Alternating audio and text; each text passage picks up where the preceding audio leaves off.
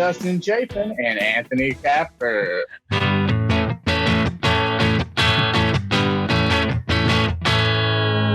Yeah. Wow. That was a very soft opening for all of us.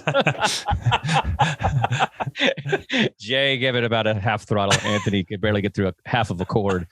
And then I have no idea what I'm doing. So we might even bring Jeff in early since he's got to go bury somebody in Staten Island. We're going to bring Jeff in early. He's part of the show. He's the reason we all love Pat Benatar. Give it up for our good buddy, Jeffrey Paul, everybody. Bring it in, Jeffrey Paul. Yeah. Yes. Yeah. You better get in the Hall of Fame this year, folks. You can't folks. talk over the intro music. That's how it works. He was giving you a nice melody, and you talked right through it. I'm giving you See, we're all already in up in arms. See, that's why I bring you in later, Jeffrey. You just start shit up top with your attitude and your bottled water and your... I don't know what's going on. I'm drinking O'Doul's. Walking around like he's John Cougar Mellencamp over here. Listen, Devo. Devo. I like Devo. They're good. They're not that talented, but they're good. They're good to listen to. Are they talented? That's a question. Yeah. Devo. That's it. You think so? I think so. And they were talented and innovative, I thought. Innovative, more innovative than talented. Well, they were like more punk artists. Rock. That's like most punk rock. Yeah. Most punk rock is that. You know what I mean? Most punk rock is more innovative than it is like chords and talent and, not everybody's like Steve Vai in a punk band. You know what I mean? Yeah, they weren't great singers. They weren't Steve Vai, but I'd rather listen to Devo than Steve Vai. Personally. Do you even know who Steve Vai is? Yeah, he's the guy. He's always like that. Trust me, that's not what he's doing. I know some Steve Vai stuff, and he played on David Lee Roth's first solo album. He's now that Eddie Van Halen is dead, he's probably the greatest like rock guitarist. But anyway, you can just sum him up in one chord. Yeah, no, I get it. I don't like Tom Petty, and he's a brilliant. Like I get it. Okay, you got to stop. This only getting worse. You don't like my finger tap? I don't know where we're going. So, what I was talking about. So, anyway, I'm just going to go off. I'm working out some material on Dustin's vinyl. So I'm drinking a Heineken 00. If you guys want to sponsor us, I would love that. And, it's like I drink non-alcoholic beer, and I get shit for it all the time. Somebody's always like, won't you just drink soda? It's like, no, maybe I want to taste the beer. Like, you don't have to make me feel conscious, about it. And then, so usually I'll drink a seltzer. You're a big seltzer fan, right? But I love it. I drank a seltzer before this. Here's what pisses you crazy. Here's what pisses me off is that now they're spiking seltzers. Like, get your White Claws off my seltzers. Like, leave it. Can I have anything? Yeah. That really bums me out because now every time I go into a bar, I'm like, hey, can I get a seltzer? And they're like, you mean like a White Claw? We don't have that. I'm like, no, I want like water with bubbles. Yeah. Can you just what about you, that? Jeff? Do you still drink booze, right? Yeah, I still drink booze. What do you drink? Like Everclear? Like, what do you drink? I drink Ripple. Whatever Fred Sanford kind of left over, I drink. Mad Dog 4040. Is that a thing? I don't know. No, I don't know. I'll drink. I like Scotch. I've been last couple of years really been a big Scotch guy. I don't know. That's good. I would drink that. I guess if I was you, I would drink that because you have a classier life than me, Anthony. So it's like I would. You got a house, a couple of houses, you got cars, you got kids, you got Labrador retrievers. You drink Scotch, but when you're just like you drink Scotch. Yeah, but when you're a check spot away from doing handies under the bridge, you drink whatever seltzer's on sale. Yeah. And whatever drinking alcohol that won't get you back in rehab. That's what you do. I used to drink any well whiskey when I was drinking. Yeah, because Anthony, do you put fruit in your seltzer? No, I mean sometimes I'll get one that's flavored, but I don't put anything in it. I just do it straight. Well, they have flavors now. I don't know if you knew that. Sometimes at the bar they don't have flavors, so you got to put fruit in it. I like a lime twist. I'm not afraid of that. I'll do a straight up. I'm always too. I am on the edge. Well, let me tell you something. I don't have enough cocaine for the entire universe. So if I want to put a little lime in my seltzer, after ODing 3 times, I think it's okay. That's the kind of shit I'm talking about. If I was at the bar sitting next to Jeff, he'd give me shit for a little squeeze with my lime. He would. Not if you put it in seltzer. If you put it in beer, I'd have a problem with that. Not if it's Tecate. Yeah, Tecate or with some Corona. Salt. Mexican beer needs those 2 beers, Corona and definitely Tecate. Tecate's the better beer. I love Tecate in a can. That's the good stuff. Yeah. You got a problem with Tecate in a can with a lime? Yeah, what's your deal? I don't drink that. You think you're better than it? What's your yes, beer? I do. What I'm beer? going to drink low and brow. I'm going to drink a Heineken. He drinks Bush. He drinks the way he votes. Yeah, some Natty Ice. Natty Ice was a has got to Miller be High the Life most guy. southern, like trailer park Natty beer Ice. ever is Natty Ice. Yeah. It's We didn't stuff. drink that. I grew up in the South, trailer park. We drank Schlitz. You drank that Natty was Ice. big. Schlitz was big. Bush was big. Just Milwaukee. Coors Light. My God, that's all Texas drinks. That's all they I drink. don't drink that. And I don't. Tapping the Rockies. It's horrible beer. It's goat piss. I don't know how people drink that. I don't want Coors Light sponsoring us. I don't believe in their product. But the 0.0, this is a better beer, and it's got no beer. It's got no beer, and it's a better beer than Coors Light. You have to drink a case of Coors Light to feel the buzz. My brother has got like 5 DUIs, and mostly what he's drank was Coors Light because he would drink like 3 cases of them because it's like water. There's no alcohol. Yeah. Like after a while, you're just bound because it doesn't taste like you're drinking anything. So anyway, well, that takes us to today's this month. Is I try to do, I try to think of innovative stuff because you guys never give me anything. So I have to come up with great ideas for the show. I'm never asked. I'll throw something at Jeff and he'll run with it, but nobody's just going out of their way.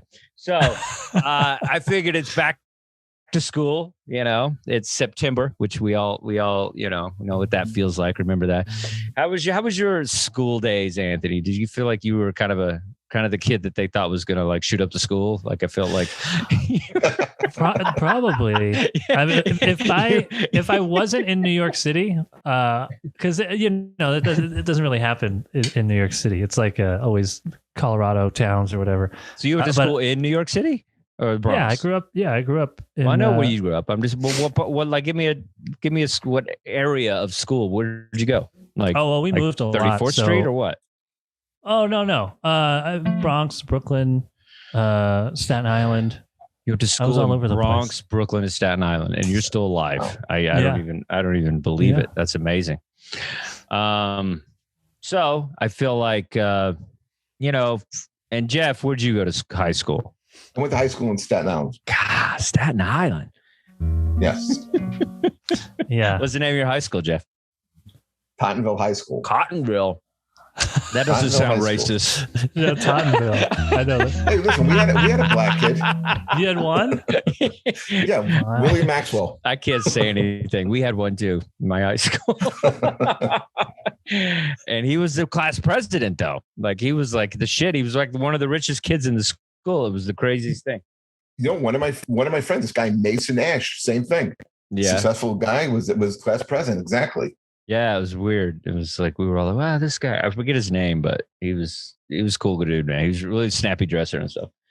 But high school and all that stuff is usually leads us to music. I feel like that's, most high school moments for me, I think about, just bands and concerts and like concert t-shirts and like all that, that's just what gets you through it. It's like a lot of times you won't get your ass kicked because, you and the jock like the same music, it's like a lot of times, that would save my ass. I remember I had a Ted Nugent shirt on and like I was about to get a fight with somebody. Then the guy was like, oh, I love Nugent, And so that's before he also had cat scratch fever. That's before he became a fucking lunatic. Hey, isn't that crazy? I know you lean a little bit, Jeff, and nobody's judging you for that, but but that guy's, that's too far. Don't you think, Jeff, a little bit the way he is? No, No, you don't think so? No, What? I love Nugent. Yeah, but you don't love him. everything that he cares about, or you wouldn't be I in don't love showbiz. everything about anybody. Well, But okay, you about us? should. No, but I like Nugent. I mean, I don't know a ton about him. You know, I know like he likes to live off the land. I kind of get that. I like answer. that. No, it's the truth. I don't really. I'm not influenced by any celebrity. Politics. Does it affect the music at all or the art at all? But what celebrities do? No. Really? Their political affiliation, does it affect the art? Yeah. Or their behavior at all? Well, I think those are two different questions. I think the art, no. I think the behavior, yes. Yeah. Well, actually, political, you lean to the ones most of us don't like. So that would make sense. Yeah.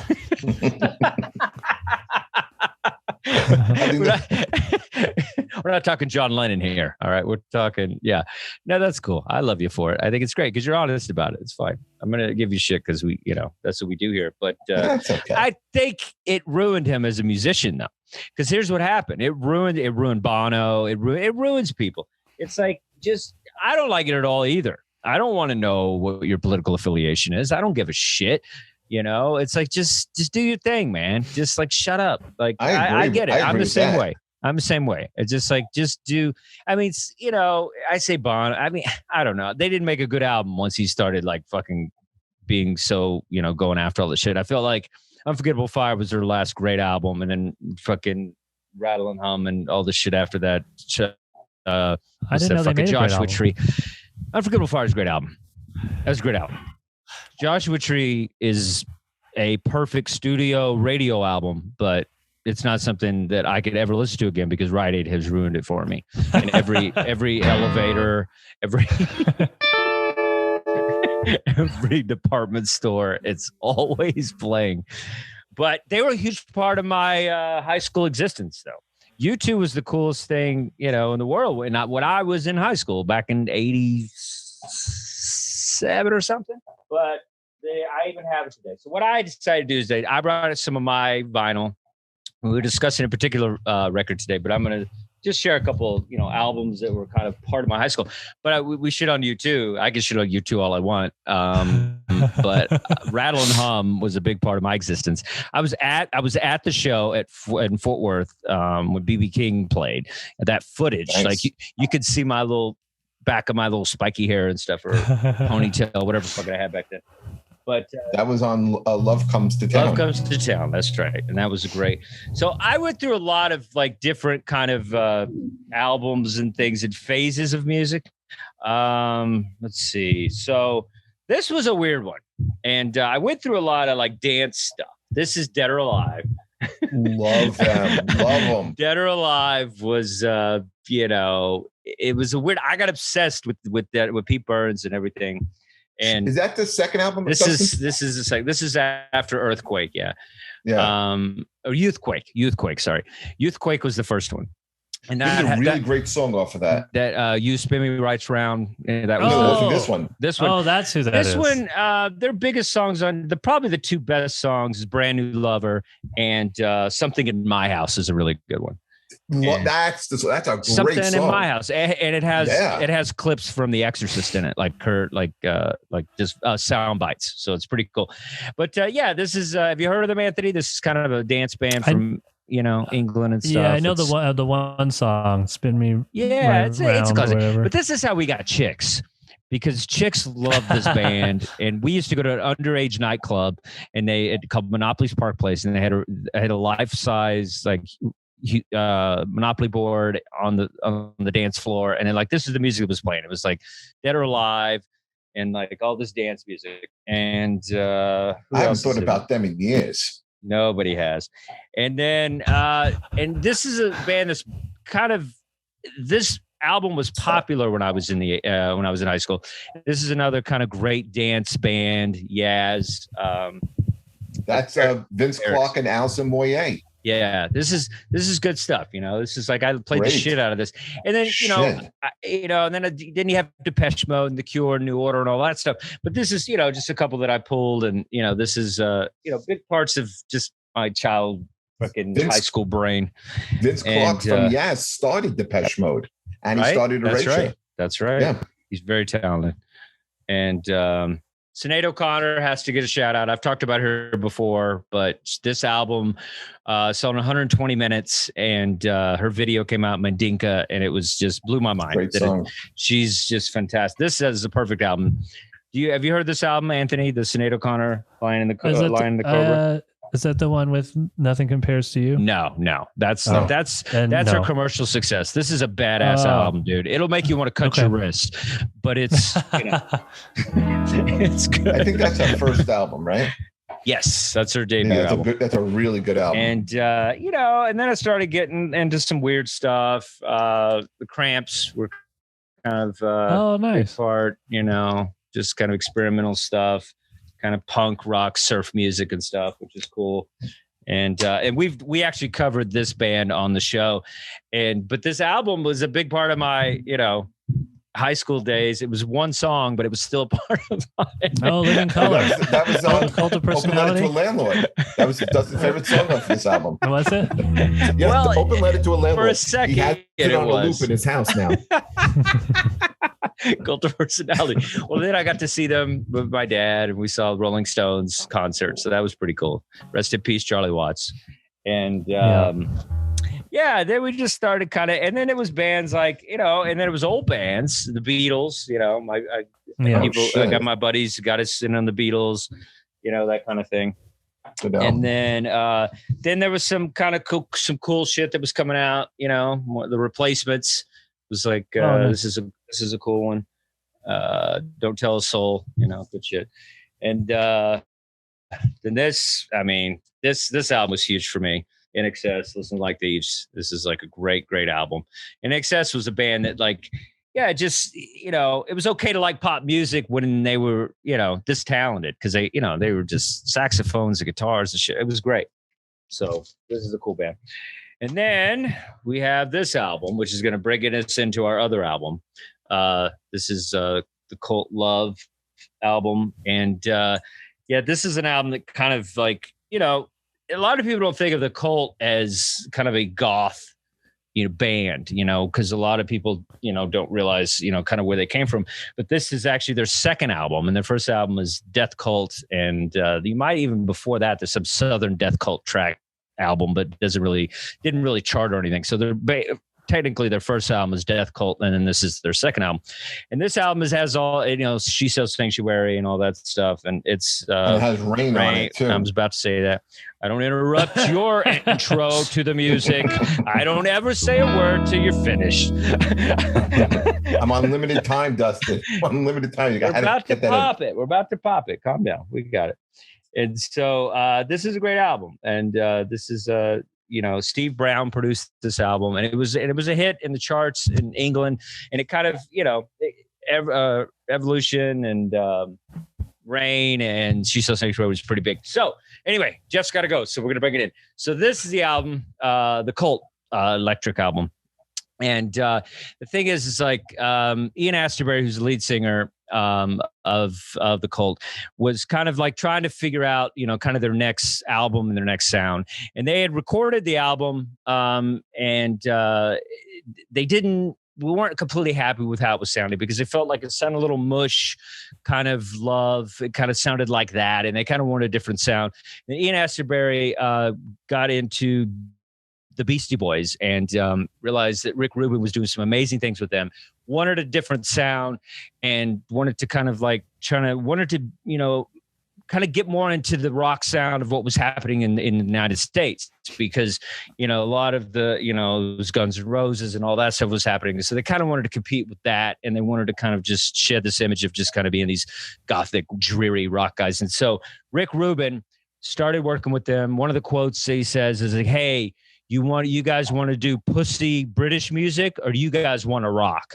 And that's a direct quote from Rick Rubin. So Rick Rubin made this album with them, and there's two albums actually you could get. They call it Electric Peace album, and it's this album without Rick Rubin, and it's very kind of like over extorted and pedals and all that stuff. He stripped all that down. He kind of made it kind of an AC/DC sound, and kind of just really kind of like compacted all this kind of guitar stuff, made the solos shorter.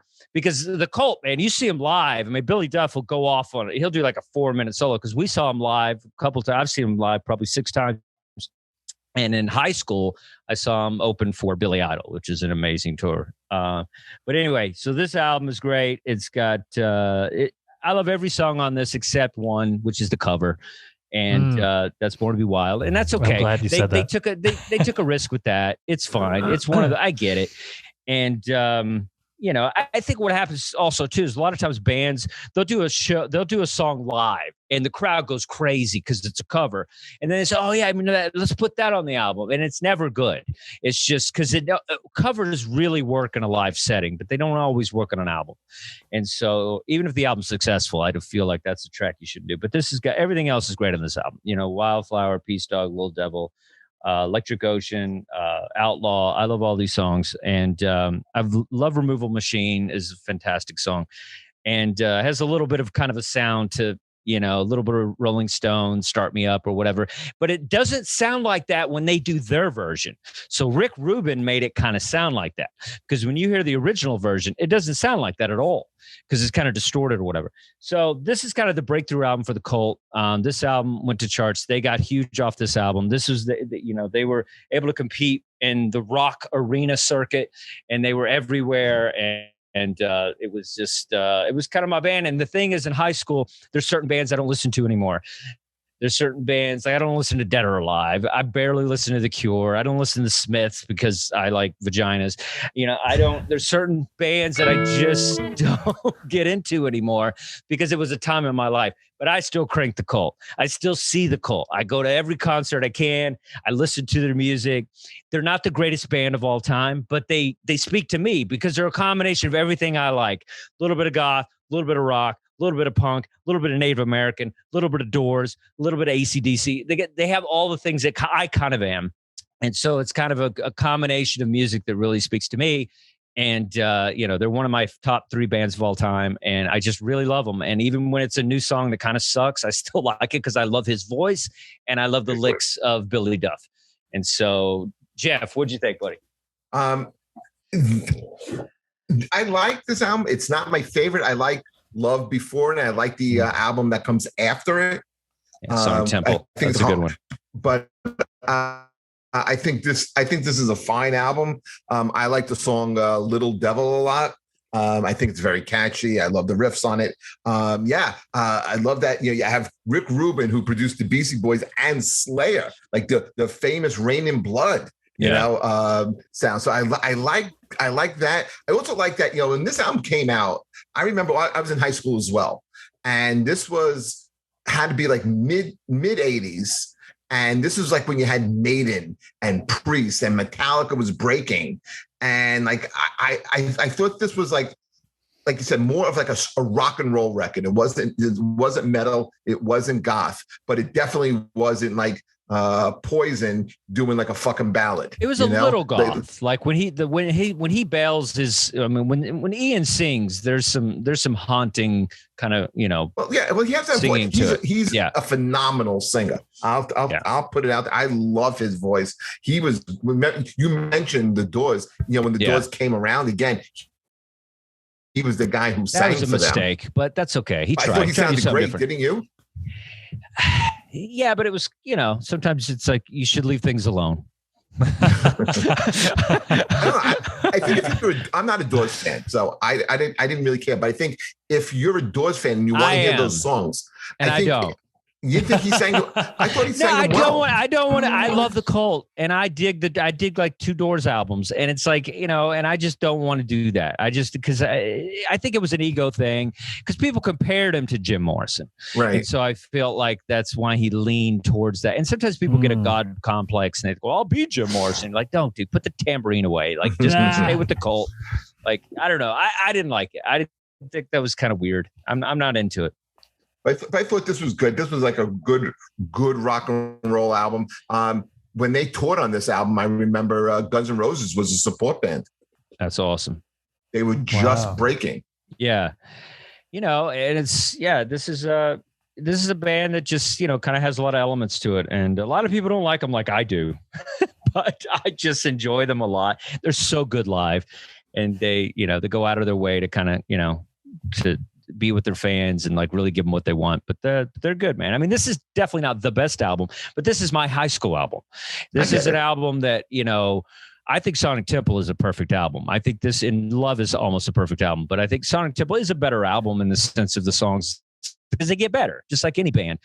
Some bands stop after, getting good, but this band, the first album wasn't good. And so they got better and better and better. And so I feel like, and I also think Billy Duff doesn't get a lot of respect for his guitar ability, because he can really wail, man.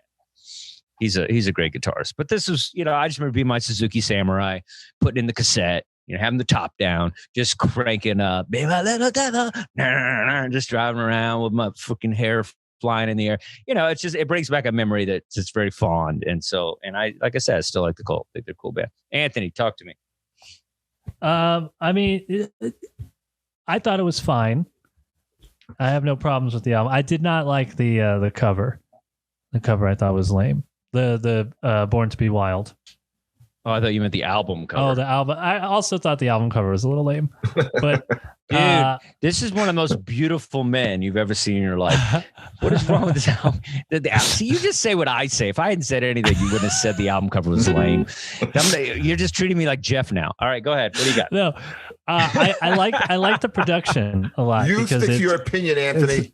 I'm gonna Dustin bully you. You don't have to like the Cult, but you can't say the same things I said. What else? Give me something else. We get it. The fucking Born to Be Wild was lame. All right, what else? I like the production. The production sounds a lot like that first. I've never heard you say that about any band ever. You've never been like, if you think they suck, that's fine. I don't care, but I like them. I think they're good. I'll fight you on it. Because it's to me, I can hear the, like that first Beastie Boys album. I hear the similarities in the productions and the the guitar tones and even the riffs and stuff reminded me a lot of AC/DC, which I guess they were going for. I think the singer sounds a lot like Glenn Danzig. He was giving me Danzig vibes. Really? I think Danzig's a little deeper. Me too. But they're both kind of really crooning a little bit. Yeah, this guy's falsetto. Like, I don't know if Danzig. I can see what you're saying. He's very goth like that. And if you listen to their first album is really closer to punk than actually this stuff. And I think this was also like a way to make money and to be a household name. And like this album was like, because Rick Rubin's a genius. So he was he's like, I got this, kids. But that's the thing, because they used to dress in pirate shit and stuff. They were like, look, dude, you got to wear jeans or leather. That's it. It's America. You can't be wearing this pirate shit, like these fluffy shirts and shit. Like you got these they're wearing pirate shirts. You're like, you guys. No pirate shirt. I love you. Keep going. I'm curious. You have something with pirates, because wasn't Dead or Alive he wore an eye patch. I did. I went to some face. Whatever. I'm into it. I'm just saying they were into it too. Maybe that's why I relate to them. They were pirate people. I am a pirate. Look at me. I'm a fucking pirate. The pirate of comedy. Are you kidding me? I always have been. Fucking don't book me. I open a room down the street. I'm a fucking pirate. Nobody's more of a pirate than me. All right, go ahead, Andy. Finish it up. Jeff's. Yeah, I am the pirate. I'm a fucking pirate. I listened to a little bit of the what is it called? The Manor Sessions. Which is like some of the same material. And I thought that sounded. I didn't like that. I didn't like that at all. It's very 80s, like typical cliche 80s production, and that's one of the things I like. It wasn't really a production; it was just sessions. But it sounded, the drums had like everything had all that reverb and like everything. Yeah. The reverb, they were shooting for like that typical 80s sound. Have you heard Cult Love? Have you heard that album at all? No, I don't know that one. The Cult is always a band that I've been hearing about since when we cover an album, we got to at least listen to one other album. Oh, I didn't know that was a rule of the band. It is now. We've made it. It's a new rule now. Well, I listened to some songs off of the more John Mellencamp. You have to get the whole catalog in there. You got to do the whole box set. It's the rule. It's the new rule. Yeah, Cult Love is, it's a little more Cure with like more harder guitars. So like it's got a weird sound that was kind of a big part of that 80s kind of goth thing. And then, but we hadn't heard anything like it before because it combined kind of hard rock and goth at the same time. And so it was I feel like She Sells Sanctuary, right? No, that's more of a goth sound. Seashells. That's a great goth. You would like that song. That's a good song. You've heard it. That's been a lot of movies and stuff. I'll check it out. I'll do more research on the Did you ever see Lesson Zero, Anthony? No, but I know the Elvis Costello song. Well, it was in the movie Lesson Zero. Here's the deal, Anthony. It's like this, like giving you the Cult album. And now I'm not comparing them to the Beatles at all. They're not even close. But it's almost like me saying, hey, listen to Yellow Submarine. There's a great band called the Beatles. And then like that's the only album you listen to. You have to listen to encompass the whole band before one album is not the whole band. There's some bands are. The first Led Zeppelin, that's the whole band. But it's like a lot of bands, they don't quite get there.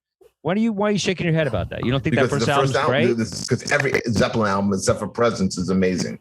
Zeppelin 4. Why can't you agree with the fact that I'm saying that like that one album is so good that you listen to it once and it's like you get the band? It's a great album. It's a great debut by. I don't think it's their best. It's a great debut album. That's all I was saying. I can't. Don't you have to bury somebody in Staten All right. The Cult is great. I can't hear you anymore, Jeff. Oh, thank God. Yeah. Lost your audio. That's right. That's the gods, the music gods. No, Jeff's right. It's Led Zeppelin's a different kind. But this is a cool band and they're a fun band. And if you want to be my friend, you have to kind of like them. Just so you know, Anthony. I kind of like them. Okay, that's enough. I think it's a similar thing as when we talked about Guns N' Roses, I think, because like when this came out, what, 87 or something? Yeah. Somewhere around there. So 88, like, I think. Yeah. When I was like, I don't know, 8 or 9 years old, getting into music in like the early 90s, that kind of sound was so over, even though it wasn't really old, but as a kid that didn't remember a band like the Cult or Guns N' Roses, it just instantly sounded like music that was, 10 or 15 years older. Might as well have been the Doors, stuff like. So when I hear it now, that's what it kind of reminds me of like just. It's interesting you say that because when I went to Chile and I came back and everybody's talking about this band Nirvana, I just thought they sucked because they sounded like everybody else in the 70s and they were so overrated and it was just so forced. And I was just like, this fucking band sucks that everybody's going crazy over it. Pearl Jam sucked. I hated all the grunge music because I was like, this is shit we've already heard. All the shit is it's rehashed music from the 60s and 70s. That's all it is. So that's what I thought when I heard your music. And so I get it. It's and that makes sense. And it took a while for me to appreciate that music. But just so you know, unlike you, I can actually take a turn and start to enjoy the music. I had nothing against it up until because you're Born 10 to Be years Wild. younger. All right. Up until Born to Be Wild. I gotta go, guys. Where the fuck you going? You get in here. Don't leave me alone with this youngster. I need your backup. Is any no? I there's a lot of stuff. I mean, I love a lot of stuff from that time period. Let Jeff say one last thing. Go ahead, Jeff. Sign off, Jeff. What do you got? I think he's frozen. He's frozen. Oh my God, he's done. Are you frozen, Jeff? Yes. Oh wait, there he is. He's back. Jeff. One last thing, Jeff. You get to sign off before you go bury your body. Go ahead. Okay, good point. I think I'm freezing. I'm on a delay. Okay, we're gonna have words for us. Parting words, 80s, high school music, whatever. Just give us something. Well, for me, I had wrote something down about my high school years. Oh my God! And the thing I kind of remember is like he's giving the valedictorian you had fights between rock kids and disco kids. Oh, I like this. That was like the big. Right. I mean, fist fights. This is what we used to do. Okay.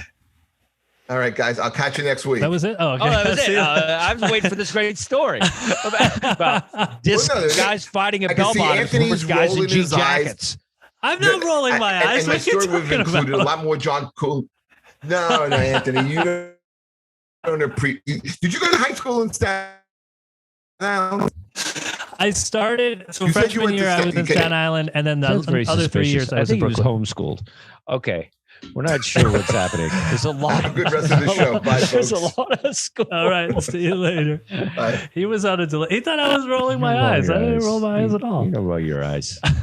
Oh, it's just us. They turned off the thing. Did you go to what school was in there- Greece? Somebody said. That's hilarious. In What does that mean? Greece? Is that I what don't know. somebody said to us? Did I you go to school in Greek? Do I look Greek? Well, people used to always think I was No, Greek they when I was in didn't. high school. Actually, they did. Jewish or Greek? Did you tan at all? I feel like you've been pale most of your life. It depends. Like when I was a little kid, I used to play outside. So like by the end of the summer, I was real dark.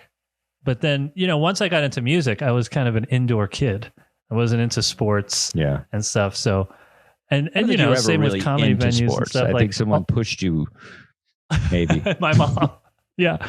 So, my mom she wanted to like show me like man stuff. Oh, yeah? She tried. I was in karate, baseball, basketball. Man But I was- stuff. Yeah, man stuff. 'Cause I didn't have a dad. So she was like, well, I guess I'm the dad. So what did dads do? You They didn't put 'em miss in out. baseball. You didn't miss out. I had a dad. It wasn't that great. I hear a lot of stories about how shitty it is. So Dude, my dad was, My dad- I mean, like, it's like we just got a puppy, Yeah.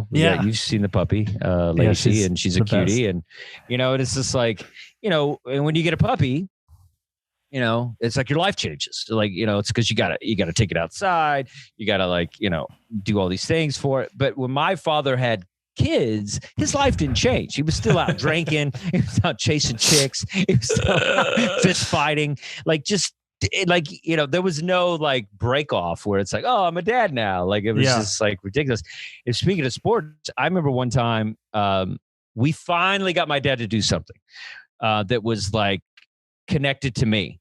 And so they signed me up for soccer, and my dad kind of got wrangled into coaching the soccer team. And I'm like, it's like I was 9 years old, and he knew nothing about soccer. And so, but he was a boxing guy and he knew sports or whatever. So we figured we could figure how hard could it be? You kick a ball that way or that way? And so, and he really went out of his way. He went to the library, he got all these books, whatever thing. And then the pop's showing up. And then I'm standing there, and I ended up coaching four coaching sessions. It was just me making everybody 9 years old, just make everybody run around and kick the ball. I became the coach a for 9-year-old coach, 3 weeks because he just stopped coming.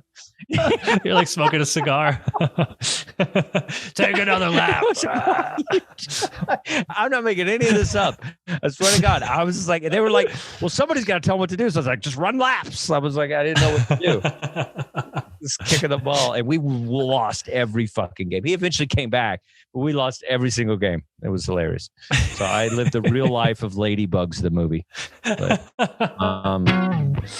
Oh, that's funny. But anyway, rest in peace, Dad. You had some good moments with me. He took me to some good shows. He took me to Rolling Stones.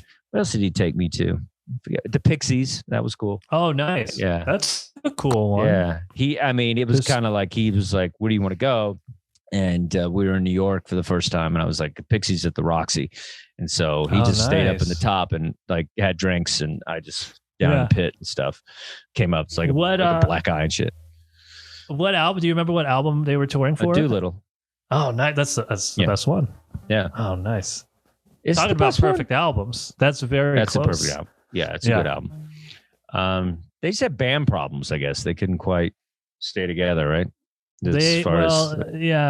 Black Francis didn't really like Kim Deal that much, which that's why now they're back because they replaced did they get her. back together? Yeah, they did no. a reunion in 2004 or something like that, and I saw them on that tour, and that was the first time I'd seen them live. That was, they were really tight. They put on a really great show, and then I saw them. It was like an anniversary maybe, I don't know, 25th anniversary or something of Doolittle. So they were touring Doolittle. That's the worst. They were less tight. The worst. That's the worst video though. They're what's that song off Doolittle? Here Comes Your Man. Here Comes Your Man. Like that's the worst video I've ever seen in my life. Have you seen that video? Is it the one where they're pretending to lip sync, but they're just going? I like the intent. You know, they're trying to rebel against the idea. Is that what they were doing? Videos. I think. I don't know. I just thought it was just a really lame idea. That's what I thought. Did you go to school in Greece? Oh, someone texted. They asked if you went to school. Oh, they meant the musical. They said the movie Grease. Sounds like Jeff's high school. Somebody's just calling Jeff really old, which I appreciate that you didn't do the old comments to me because I'm very fragile and I'm cooler than anybody under my age. So anyway, Jeff, yes, he was in the T-Birds. It's electrifying. Jeff's pretty cool though, man. Jeff like opened an album record store right out of high school. It's pretty good. Pink yeah, Ladies. It's crazy. He said he worked at a record store and somehow saved up enough money to buy a record store.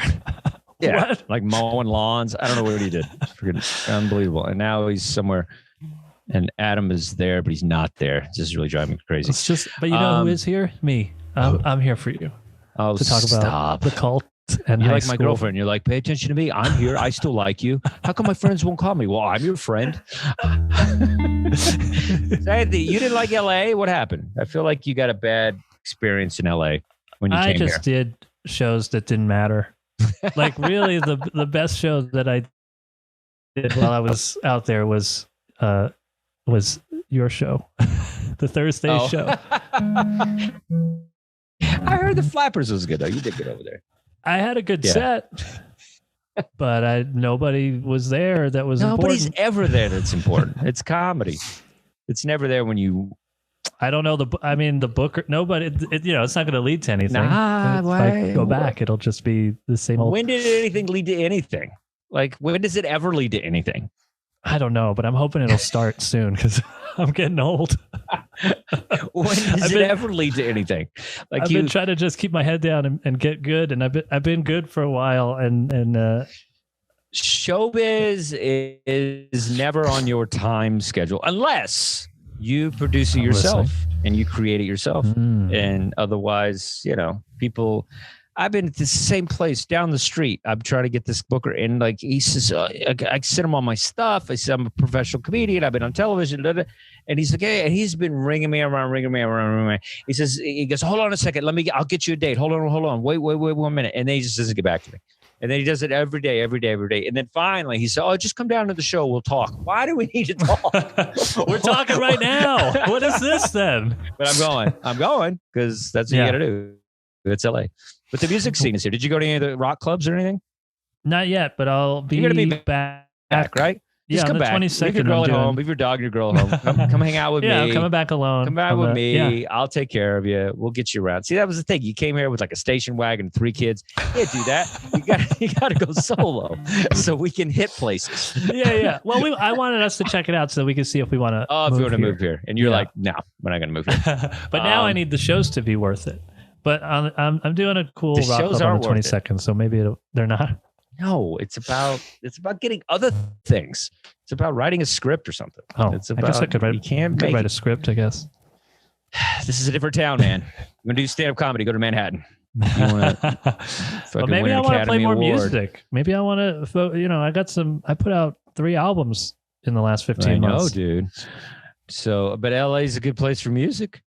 Yeah. So I'll see how this music show goes when I'm back. So you doing a music show at the Whiskey Go-Go? The Troubadour? No, it's at the Terragram Ballroom in downtown. Ballroom. That sounds fun. You love downtown. Downtown. It reminded me of New York. A lot of downtown. It's like a combination of Manhattan and the Bronx. So it was a lot. I've never been downtown. I've been here 5 months. 4 months. I'm not going to go down there. You're not missing anything. The Cecil Hotel. I saw that documentary. I was like, there's no way I'm going fucking anywhere near that place. Should have watched the documentary before I went. You hadn't seen it? Oh, it's crazy. It's crazy. Yeah, it's just, it's like LA's one of those places. It's like, I mean, not that I know hardly anything about it. I just got here, but it's, even New York was like that. Like New York would be like 2 streets over, there's people getting murdered, and then go 2 streets up, and it's like the nicest brownstones you've ever seen in your life. With people having brunch outside. Yeah. So, but the difference between LA is just more people outside. So it's like, whereas like the homeless people in New York kind of hide out. They're like underground people. Where in LA, they're like, hey, I'm going to pitch a tent right here. Yeah. And so it's just, it's more kind of in your face. And we're trying to work on it, Yeah. And Denver's like that too with the tents and stuff. I was surprised to see what. No, I'm trying to be political and sign bills and stuff. Sign bills. Like I'm signing the bill. I'm just signing bills. Go ahead. Executive orders. Yes. Anyway, all right. But yeah, go ahead. I'm sorry. I get carried away. I don't know. Who knows? All right. Give me 3 greatest high school concerts. Go. Okay. I think I was in high school. Maybe I was in 8th grade, but I might have been in high school. I saw the Foo Fighters open for the Rolling Stones. Oh, shit. Take us through it. So it was pretty cool. The Foo Fighters had just put out The Color and the Shape. Nice. And so they just got Taylor Hawkins on drums. And so I went with my cousin and his parents, and they wanted to see the Rolling Stones a little bit more. And we wanted to see the Foo Fighters a little more. So it was, it was pretty cool. I don't know, whatever they did, a half hour or so. There was one part where they did My Hero and Dave Grohl. They had 2 drum sets set up, so they did like the beginning part with both of them playing drums. Nice. So that was pretty cool. And then, and I didn't care that much about the Rolling Stones. I mean, I knew their hits and stuff, but they really, I mean, it's weird. I was a little kid, but they impressed me. They played Which for is like hard to do when there's a band that didn't come out in '96. Yeah. For you, I know how you are. But they played for like 3 hours, and it was like mostly hits. Like I knew so much of the songs, which is crazy. For 3 hours of just like iconic songs. And so that was a really good one. Let's see what else. Oh, so in high school, I loved the Foo Fighters. So the other one is also going to be a Foo Fighters concert. But I saw them on Halloween one year, but whatever year it was, and they came out just like the Hives, because the Hives had just come out, and so they they had the suits or whatever. They played "Hate to Say I Told You So," and that was fun. For their encore, they started playing Planet Claire, and then Fred Schneider comes out and sings it with them. What? And actually, I was looking sort of recently. Now you can it's like released on. They put out some stuff on the streaming services. It's just like a bunch of collections of like unreleased stuff, so you can actually find that performance of them doing that song with Fred Schneider, and it was great. It was awesome. So that's 2 Foo Fighters concerts. What's the last one? Yeah, there's Local H. I saw Local H. I've seen them probably like 10 or 15 times, and I saw them a bunch in high school, and they're just like, I mean, it's so cool because they're so loud, and there's only 2 of them, and this was like before the White Stripes had come out, so it was like kind of a big deal that it's 2 guys making all this noise, and they're like one of the only bands, when you hear them you can tell that they were influenced by Nirvana, but they are good. Like most bands, it's pretty lame, it's like Puddle of Mud or some band like that, or Seether or something like that. But I don't know why Nirvana just influenced the worst bands of all time. Do you have a Nirvana tattoo? I feel like you have a tramp stamp that's Nirvana. No, I don't have any tattoos. But I should get one. We'll get you one. Get a tramp stamp. Love the Nirvana. smiley face. Love Nirvana. And I get it. I get it. I could get them speaking to you. Like you're an angst kid, whatever. And my mom was into like punk rock and stuff. So it like for me to have my own music, it had to be a little bit different. I grew up with the Ramones and stuff like that. So when I heard Nirvana, it's like, oh, this is, my mom doesn't really like, my mom even had Pearl Jam's 10 before I did. But for some reason she didn't like Nirvana that much. And I was like, okay, this is my band. This one's mine. That's how it is. That's why I like weed, because my mom smoked weed. I was like, why would I like weed if my mom smoked it like it was nothing? Yeah, what's so cool about that? Yeah, that's why, I did heroin because nobody was doing it. Don't do heroin, kids. It does make the music better, but don't do it. Hang in there. My top concerts, I have so many. I've talked about some of them on the show before, but Public Image Limited was really cool. That was a really cool concert that I saw. The Stray Cats with Reverend Horton Heat. Reverend Horton Heat were a really cool band. That was great. Lords of the New Church was a great freaking band. That's 3. But the topper, I've said it before on the show, but it's one of those monster concerts, and it was just like it really stuck with me. It was Dallas Cowboy Stadium. It was NXS, Guns N' Roses, Iggy Pop, Smithereens, Ziggy Marley, One Bill, and it was just this crazy kind of like combination of music that had never really been together before. Because a lot of times, you would do like Monster Jam. There'd be like all heavy metal or all Lollapalooza type bands. But this was something that was like everything. And it was all in one. To see Iggy Pop in an arena with his shirt off and going crazy. Like it was playing Lust for Life and all. It was great. And then Guns N' Roses was in their prime. So how'd the Smithereens get on that? That's a great bill for them. Somebody's got to play while they're walking in. I like the Smithereens. It's so weird. They're by far the least famous band on that bill. Yeah, I met one of the guys from Smithereens. He works at Whole Foods on down the street. I was like, "Were you in the Smithereens?" He's like, "Yeah, I'm the drummer." I was like, that's what I thought. I saw you in Dallas Cowboy Stadium. So that was a great show. It was good. We started talking about Iggy Pop. It was great. Oh man, this has been a weird show, guys, but I think I'm happy for it. And here's the deal: new announcement. Dustin's vinyl Patreon is coming out. It's live now. Anthony and I will get some content out on there. We're gonna do some goofy stuff that we want to do without those other heavyweights, those guys weighting us down. Just kidding. But we're gonna do some fun stuff. I might bring in some comedian friends of mine, let them kind of talk about their albums and stuff. We're gonna have a good time. We're gonna make it fun. We're gonna have some videos on there, some content, that maybe you haven't quite seen on the show. So check that out. Follow us on Instagram and Facebook and let us know what albums you got and stuff. And Anthony, why don't you rock us out with a song and then we'll wrap this bad boy up. All right. I'll play, let's see.